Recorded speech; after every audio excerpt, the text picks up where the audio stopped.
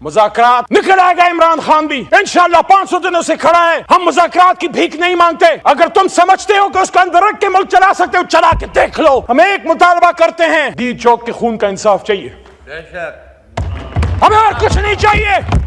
मुझे भी साथ इमरान खान के अंदर डाल दो। 78 दिनों तक रहा हूं मैं। ख्वाजा साहब ने कहा ना, मैं उस बात से एग्री करता हूं। ख्वाजा आसिफ ने कहा कि इज्जत से जेल गुजारनी चाहिए। 78 दिन तक रहा हूं। एक ऐसे आदमी का पोता हूं जिसने पाकिस्तान बनाया था इस आदमी के साथ। जेल का दुख नहीं। जिस कोठरी में 6/8 में मुमताज कादरी को आपने रखा, उसमें मैं रहा। पेशावर जो मेरा अपना शहर है, जहां पला बड़ा हूं, वहां सूफी मोहम्मद को, तहरीक निफाज शरीयत मोहम्मदी के सूफी मोहम्मद मरहूम साहब को जिस 6/8 की काल कोठरी में रखा, मैं भी उधर रहा हूं। मैंने भी कभी ये बात असेंबली के फ्लोर पे नहीं की, लेकिन आप ख्वाजा साहब ने बात की है तो मैं भी कह रहा हूं, हमने भी जेल काटी है, जवामर्दी से काटी है।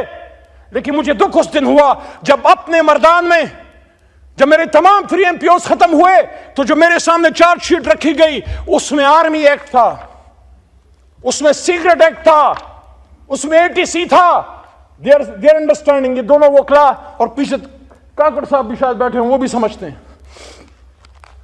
क्या पाकिस्तान बनाने वाला अली मोहम्मद, क्योंकि अगर मेरे दादा या आपके नाना ने पाकिस्तान बनाया तो हमने बनाया, क्या वो सीक्रेट एक्ट यानी पाकिस्तान से गद्दारी का मुजरिम होगा?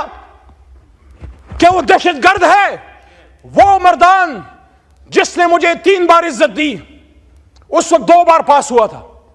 आपने मुझ पे, मेरे मर्दान में दहशतगर्दी और मुझसे गद्दारी का फतवा लगाया। उसके चंद महीने बाद मर्दान ने मुझे 1 लाख से ज्यादा वोट देके वापस इधर से ऐवान में भेज दिया।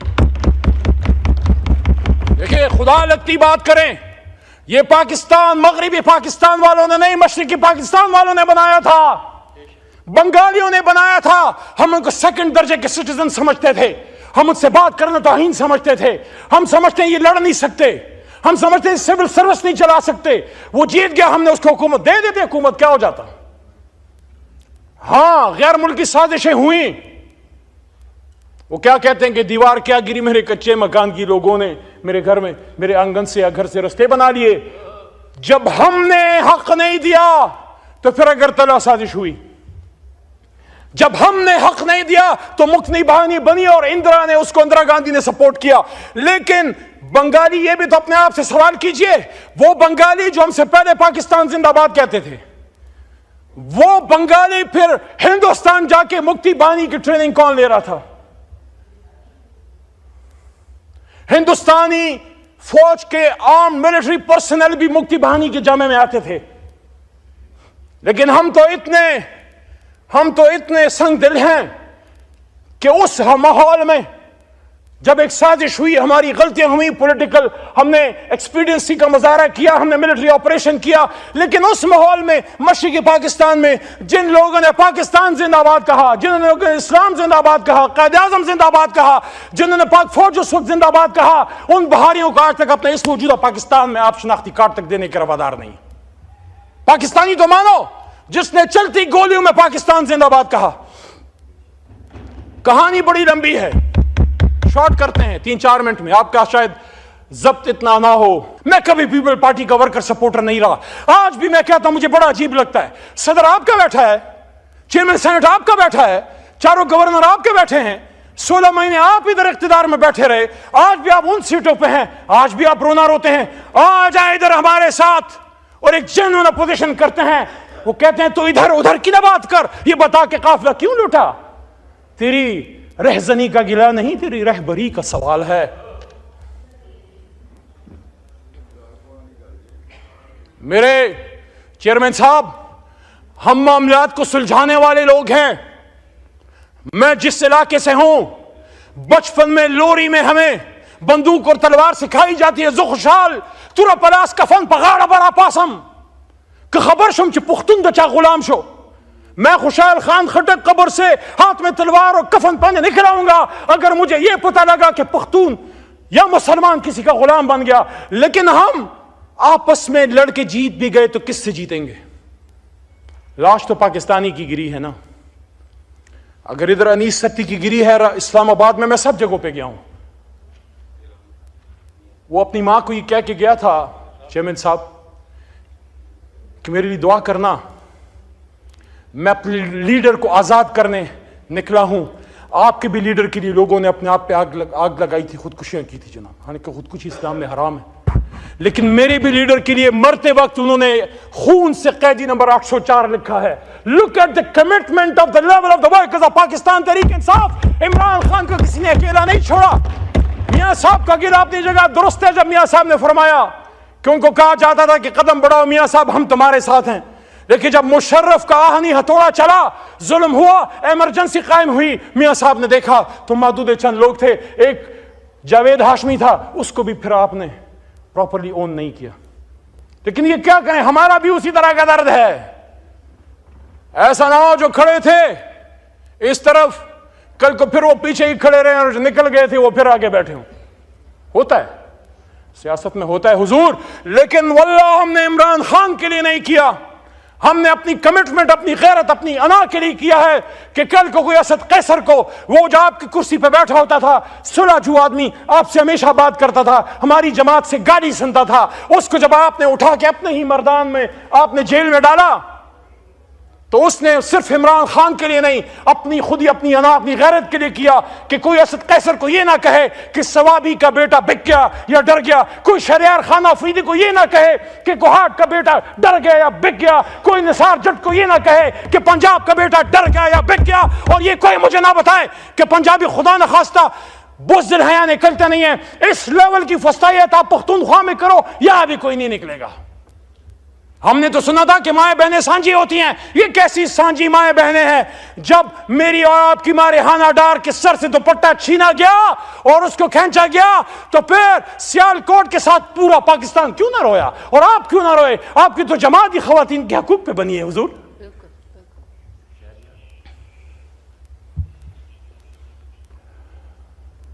22 नवंबर आखिर में आता हूं, मुज़ाकरात।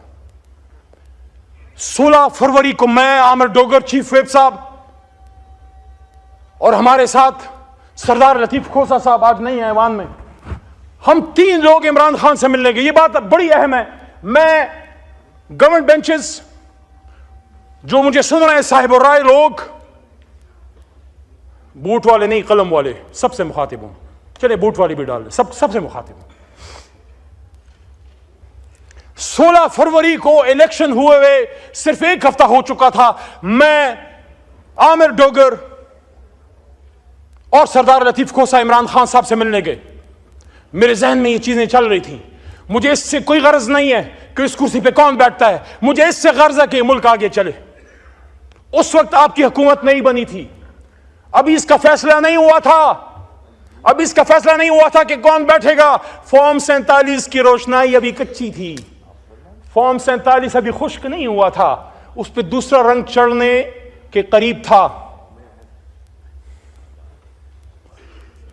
खान साहब से मैंने पूछा कि खान साहब, आपने पिछले साल 2022 रमजान में जमान पार्क में आपसे एक मीडिया पर्सन ने पूछा क्या फतह मक्का की बात करते हैं, क्या आप आज भी फतह मक्का मॉडल पे खड़े हैं? मैंने जब ये बात की तो क्या अपने क्या पराए सारे मेरे पीछे पड़ गए।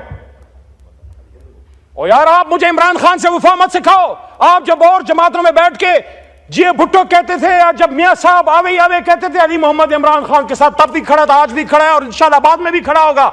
मैं जो बात करता हूं इसलिए करता हूं कि इमरान खान निकले, मुल्क आगे जाए। मैंने खान साहब से कहा आप खड़े हैं? उन्होंने कहा हाँ। मैं फतह मक्का मॉडल पे खड़ा हूं, और फतह मक्का मॉडल का क्या है कि जीत के बाद इंतकाम नहीं, आम माफी। लेकिन उसको आम माफी तो रसूलुल्लाह सल्लल्लाहु अलैहि वसल्लम भी नहीं दे सकते थे जिसने किसी का खून बहाया। वो तो किसास की बात है, वो तो अदालत की बात है, सियासी इंतकाम नहीं। और उसके साथ एक और बात इमरान खान साहब ने की, जो मैंने जब की तो फिर मुझे मेरे अपने पड़ गए, और फिर आपके भी यार लोग पड़ गए, और वो दूसरे भी पड़ गए, और सारे पड़ गए। खान साहब ने कहा ट्रुथ एंड रिकंसिलिएशन कमीशन।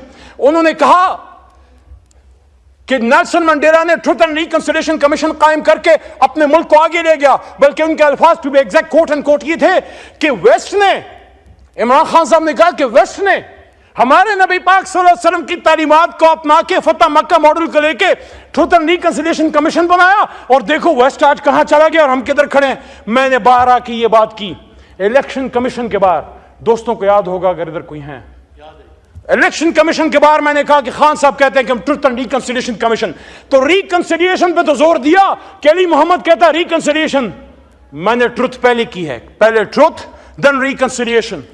सच बोलना पड़ेगा। 2 मिनट और। 22 नवंबर, ये फैक्ट्स आपके सामने आने चाहिए, पूरी कौम सुन रही है। 22 नवंबर को हमें हमारी पॉलिटिकल कमेटी ने जनाब इमरान खान साहब से मिलने भेजा, हमें नहीं मिलने दिया। मैं था उसमें, चेयरमैन गौहर थे उसमें, सेक्रेटरी जनरल राजा थे हमारे, राजा साहब, उसमें हमारे साथ रऊफ हसन साहब और सरदार लतीफ खोसा। हमारा काम क्या था? हमने इमरान खान साहब को यह कहना था कि ये जो एहतजाज है उसको आप मुलतवी ना करें, खत्म ना करें, सिर्फ ऑन होल्ड कर लें, इस्लामाबाद की पेरिफेरी में कहीं बैठा दें ताकि गुफ्तगू जो चल पड़ी है वो गुफ्तगू किसी अंजाम तक पहुंच सके। हमें मिलने नहीं दिया। अपनी मंजी तले डांग फेरे उस सियासी लोगों। कौन है जो हमें लड़ाना चाहता है? किसको पता था कि हम किस लिए जा रहे हैं? कौन चाहता था कि डी चौक पे खून बहे? हम तो सारी लीडरशिप इमरान खान को इस पे कन्विंस करने गई थी कि खान साहब बाहर बैठ जाते हैं फिलहाल और मौका दें मुज़ाकरात को कि शायद आप निकल आए, सीरान निकल आए और मैंडेट की वापसी का कोई सिस्टम हो। बड़ा मेरे पे सवाल होता है, तुम किधर थे? 25 को मैं अडियाला के करीब रोडों पे था, एक नामालूम गाड़ी में जो मेरी अपनी जाती है, एक ड्राइवर के साथ पुलिस के नरगों में से पीछे बैठे मैं निकल रहा था। उस दिन मुझे काली शीशों की गाड़ी का जरा अफादियत का अंदाजा हुआ। पुलिस वालों के बीच में से पहुंच के मैं अडियाला पहुंचा। यहां राणा साहब ने कहा ना कि इजाजत दी गई थी। राणा साहब, अली को इजाजत नहीं मिलती क्योंकि किसी को पता है कि अली जो है मामलात को ठीक करना चाहता है, अपने लीडर को बगैर लड़े बगैर खून बहाए निकलवाना चाहता है। उस दिन गौहर साहब को भेजा गया अंदर, सैफ साहब को भेजा गया अंदर, अली मोहम्मद फिर भी 2 घंटे अडियाला के बाहर बैठा रहा और उसके बाद 5-6 दफा मैं गया हूं, मुझे नहीं मिलने दिया जाता क्योंकि हम चाहते हैं ये खून बहना बंद हो, लड़ाई मार कुटाई बंद हो। आप बात करें और निकले इस जंजाल से, इस मुसीबत से। इमरान खान भी सहवान में आए, मियां नवाज शरीफ भी आए,